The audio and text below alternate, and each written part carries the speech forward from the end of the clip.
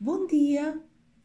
Vou então apresentar-vos um segundo pequeno vídeo em que vamos continuar a estudar as propriedades dos minerais, mais especificamente vamos continuar a estudar as propriedades físicas. Hoje vamos debruçar-nos sobre as propriedades mecânicas, as propriedades que estudamos pela aplicação de uma força. Vamos estudar três propriedades. Vamos estudar a dureza, a clivagem e a fratura. Vamos começar na dureza. A dureza é uma propriedade importantíssima na classificação de minerais. Okay? Cada mineral terá sempre uma dureza aproximada. Portanto, determinarmos a dureza de um mineral, uma vez que ela não é variável, é um critério muito importante utilizado pelos mineralogistas na classificação, na identificação de minerais. Ok? Então, um cientista fantástico criou uma escala para facilitar o trabalho dos mineralogistas. Criou uma escala que hoje tem o seu nome, se designa de escala de Mohs. Mohs criou uma escala em que de 10 termos, de 10 minerais, ordenados de 1 a 10, consoante a sua dureza. Sendo que o mineral de dureza 1 é o termo 1 dessa escala e o mineral mais duro é o termo 10 dessa escala. Utilizando esta escala, nós, por comparação dos minerais que queremos identificar com os de dureza conhecida, determinamos a sua dureza. Já passo a explicar como. Vamos então, vou-vos apresentar, a escala de Mohs. Então, a escala de Mohs, cá está, é uma escala de 10 termos, em que o termo de grau 1 é o talco do qual se faz o pó talco, é o mineral menos duro. Então, grau 1. O 2 é o gesso a partir do qual se faz o pó de gesso, que é aplicado a nível hospitalar, com certeza alguns já experimentaram este pó de gesso, infelizmente. O 3 é a calcite, que é mais dura do que os dois anteriores, e assim sucessivamente até termos o mais duro de todos, que é o diamante. Ok? Como é que se utiliza esta escala? Se um mineral tem dureza 2, ele risca o de dureza 1. O 1 não risca o de dureza 2. Vamos passar aqui ao 7, por exemplo. Ok?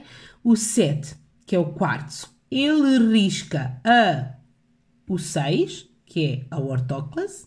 Ele risca, mas o 6 não risca o quartzo. O que é que isto quer dizer?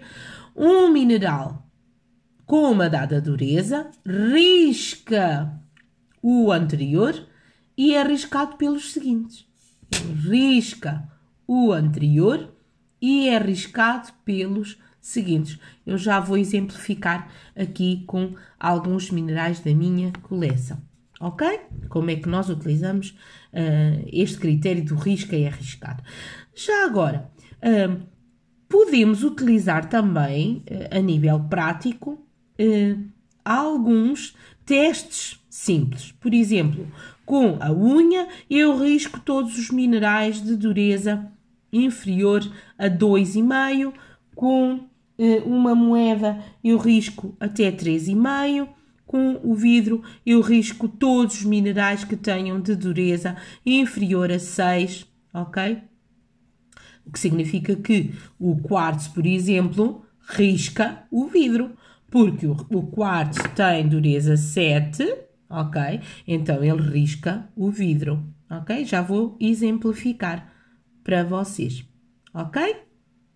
Alguma dúvida? E o canivete, por exemplo, risca até 4,5. Vamos então passar aqui a analisar alguns dos meus minerais. Então, eu tenho aqui a selenite. A selenite tem uma dureza 2, ok? A biotite tem dureza 2,5. A calcite tem dureza 3. A fluorite tem dureza 4, a pirite tem dureza 6 e o quartzo tem dureza 7. O que a professora vai agora passar a exemplificar é como é que eu cheguei a estas durezas. Como é que eu posso, realizando testes com os meus minerais, chegar à dureza? Ok, então vamos começar aqui na selenite, ok? A selenite é o equivalente ao gesso, tem dureza 2. Então, se ele tem dureza 2, a moscovite, que tem dureza 2,5, risca a selenite e ela está riscada de facto aqui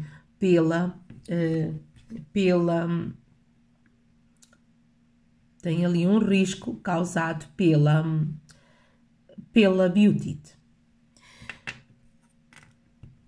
Ora, a biotite é mais dura do que a selenite, riscou a selenite, mas a calcite, que tem dureza 3, é mais dura do que a biotite. Ora, vamos ver se a biotite risca a calcite. A biotite não risca a calcite, porque ela é menos dura do que a calcite.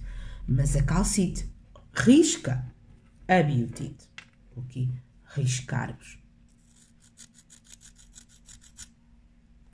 Ver se vocês conseguem ver o risco, talvez com a lupa.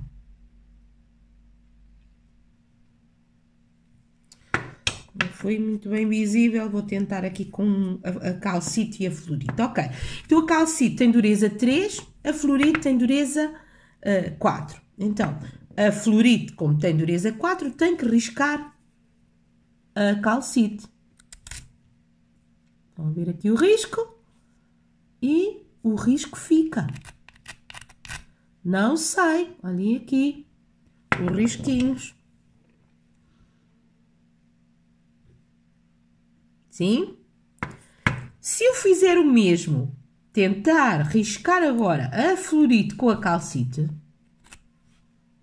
parece que ficou aqui um risco, reparem, parece, mas não é. Eu tiro e o que fica é pó deste mineral. O risco não está lá, ok?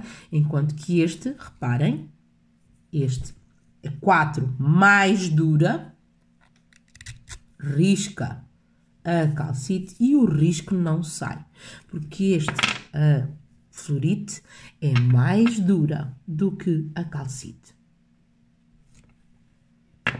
Espero que tenham compreendido. Mesma coisa posso fazer com estes dois, por exemplo, quartzo 7, pirite 6, ok? Então, pirite, vamos tentar, pirite é menos dura, vou tentar riscar o quartzo. Não, ficou lá um risco preto, fica um risco preto, mas é pó dele, pó do próprio mineral, da pirite, ok? E agora vou fazer ao contrário. O quartzo risca a pirite, porque ele é mais duro. Então, o que é que podemos concluir daqui?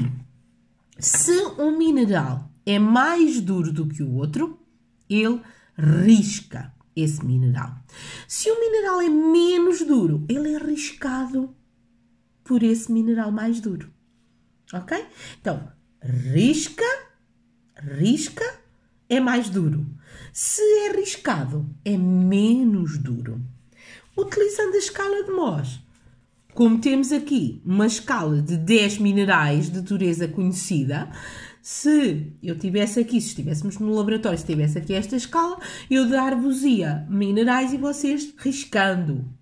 Ou tentando riscar estes minerais, não é? E verificando se eram riscados ou se riscavam, vocês conseguiam determinar a dureza, tal e qual como a professora fez aqui com estes minerais, selenite, biotite e assim sucessivamente. Portanto, a escala de Mohs é uma escala muito simples em que nós vamos avaliar se um mineral risca ou é riscado por outro de dureza conhecida. E se um mineral tem dureza 4, ele risca os de 3, de 2 e de dureza 1. Se um mineral tem dureza 6, vai riscar todos os de dureza inferior, mas é riscado pelos de dureza 8, 9 e 10. Espero que tenham compreendido a dureza.